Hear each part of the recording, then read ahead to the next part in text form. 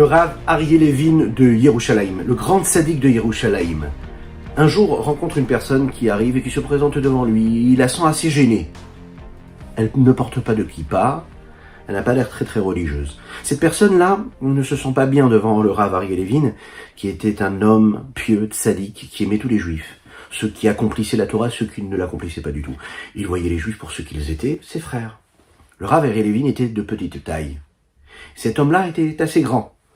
Et voilà que Rav Aryeh Levin voit la gêne de la personne et lui dit « Ne t'inquiète pas, tu sais, mes yeux s'arrêtent à ton cœur. Physiquement, je ne vois que ton cœur. Donc peu importe que tu portes de kippa ou pas, ne t'inquiète pas, je te juge par rapport à ton cœur. » Une autre anecdote, qui concerne également le Rav Aryeh Levin, le tzaddik de Yerushalayim. Le Rav Aryeh Levin, un jour, qui avait l'habitude, vous savez, c'était l'aumônier des prisons. Il était aussi celui qui allait rendre visite à toutes ces personnes qui se trouvaient dans les hôpitaux et qui étaient là pour, justement, retrouver la guérison. Un jour, il est là, rendre visite à une personne qui était assez malade, et voilà que la maman arrive de ce jeune homme-là, et elle arrive en courant, elle dit « Mon fils est malade, mon fils est malade ». Et là, le médecin vient vers elle et lui dit « Mais non, ne vous inquiétez pas, son cœur va très bien ». Elle rentre dans la pièce, et elle se rend compte qu'en fait, en réalité, son fils est très malade. Il a des problèmes à tel membre du corps, à un autre membre du corps, mais en effet, son cœur va bien. Elle s'énerve devant le médecin, elle lui dit « Mais comment vous pouvez me dire que mon fils est en bonne santé puisque je vois très bien qu'il a des problèmes dans les autres membres du corps ?» Le Rav Aryeh Levin qui était présent a compris quelque chose. Oui, c'est important le cœur, mais ça ne suffit pas, le cœur. Les autres membres du corps aussi sont nécessaires. Nous allons parler de ce sujet-là aujourd'hui. Qu'est-ce qui est le plus important ? Vous vous identifiez à votre cœur ou à vos actions ? Votre rapport avec Dieu, votre rapport à l'harmonie que vous créez dans votre foyer, dans votre couple, avec vos enfants, avec votre entourage. Est-ce que c'est un rapport qui dépend du cœur ou c'est un rapport qui dépend de vos actions ? Est-ce que l'un est présent sans l'autre ? Est-ce que les deux sont nécessaires ? Nous avons appris ensemble la nécessité de porter des vêtements. Est-ce qu'un homme qui porte un vêtement qui est cher, qui a une grande valeur, est-ce qu'elle définit cette personne-là ? Est-ce qu'elle envoie des signaux ? Oui. Est-ce que c'est la personne ? Non. C'est le vêtement que la personne porte. Ce qui nous intéresse, c'est la personne elle-même. En effet. Pourtant, nous vivons dans une société où les vêtements sont là pour envoyer des signaux. Ils nous disent ce que les hommes sont. Nous avons parlé des vêtements, mais des vêtements de l'âme. Les vêtements de l'âme, ce sont la pensée, la parole et l'action. C'est l'intellect et les émotions. L'importance des vêtements, c'est aussi parce que c'est ce qui va permettre à l'homme de donner ses signaux, de se couvrir aussi également. C'est important. Donc, ses actions sont nécessaires. Ce qu'il a dans sa pensée ou dans ses paroles, c'est aussi nécessaire.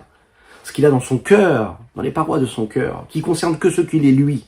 Vous savez, ce regard que nous avons sur notre cœur, qui doit être notre repère constant dans notre existence. On ne doit jamais se comparer à ce qui se passe à l'extérieur. On doit toujours regarder ce qui se passe dans notre âme. Regardez notre cœur, regardez notre âme.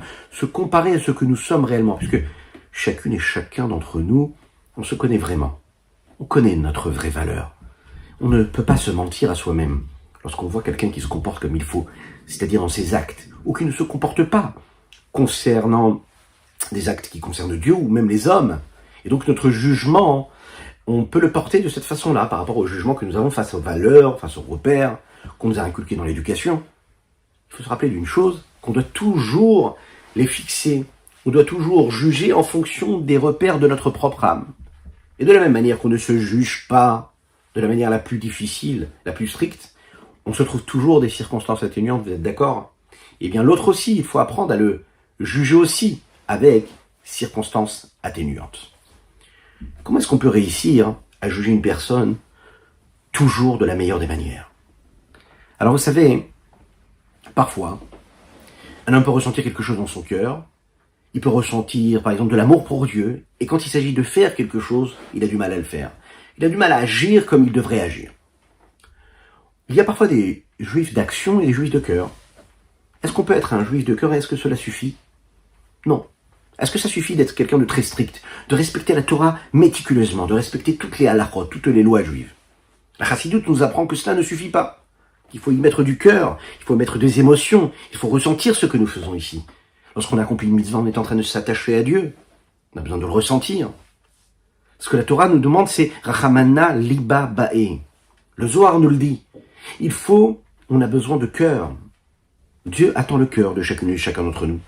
La Torah et Dieu, c'est une seule chose. Une personne qui accomplit la Torah, elle est en train de s'attacher à Dieu. Elle s'attache directement à Dieu parce qu'elle agit, parce qu'elle fait. D'un autre côté, elle doit y mettre aussi son cœur. Il est dit aussi Hamase ou Haïkar. C'est les traités Avot qui nous le disent. C'est l'action qui compte. Tu n'as pas eu de sentiment, tu n'as pas eu d'émotion, tu n'as pas réussi à te concentrer comme il fallait, tu n'as pas réussi à diriger ta prière vers Dieu comme il fallait, c'est pas grave. Ce que tu as fait, tu l'as fait. Il faut réussir en fait à utiliser ces vêtements de l'âme, la pensée, la parole et l'action, pour y mettre de l'attention, de l'intention, pour y mettre par exemple de la capacité à étudier la Torah, à accomplir les mitzvot de la meilleure des manières, et en se rappelant que à chaque fois que je suis en train d'accomplir quelque chose, je suis en train de m'attacher avec Dieu. Ça, c'est le sentiment, ce n'est pas que l'acte. C'est une émotion, c'est une sensation. Quand on agit de cette façon-là, alors la logique nous permet de comprendre comment on peut justement se rattacher à quelque chose qui nous dépasse. On arrive à toucher à l'infini du Saint béni soit-il qui se révèle dans notre vie. À bientôt.